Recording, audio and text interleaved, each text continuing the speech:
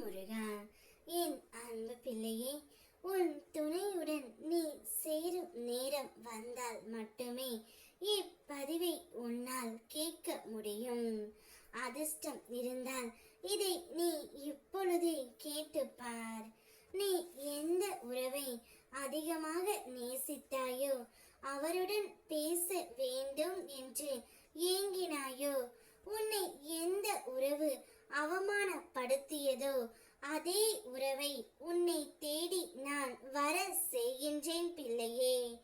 வாழ்க்கையில் ஒவ்வொரு தருணங்களும் உனக்காக என்ன என்பதை ஏற்கனவே நிர்ணயிக்கப்பட்டதுதான்.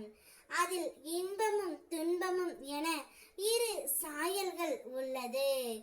ஆனால் இரண்டுக்கும் ஒரே முகம்தான். இன்பத்தில் சிரிப்பும் துன்பத்தில் கஷ்டமும் தெரிகின்றது.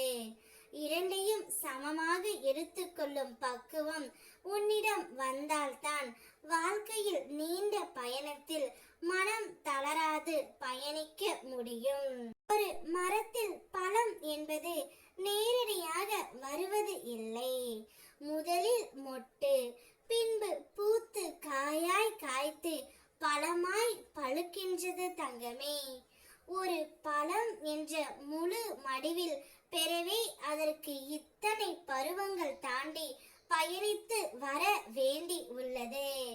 அப்படி இருக்கையில் நீ மனிதனாக பிறந்ததற்கு எவ்வளவு புண்ணியம் செய்தாயோ இந்த ஜென்மம் எடுத்ததற்கு. எதையும் சட்டென்று முடிவு செய்யாதே. நிதானமாக யோசித்து செயல்படு தங்கமே. பிறகு எந்த ஒரு முடிவையும் நீ எடு. எதற்காகவும் ஏங்கி நிற்காதே. அன்பை மட்டும் யாரிடமும் தானமாக கேட்காதே. உன்னால் முடிந்தவரை அன்பை கொடு. அதே அன்பு பிறரும் கொடுக்க வேண்டும் என்று நீ நினைக்காதே. உனக்கான நல்லது மட்டுமே உன் முருகனப்பா நான் செய்வேன். உன்னை விட்டு விலகுவதும் இல்லை, உன்னை விலகி போகும்படி செய்வதும் இல்லை.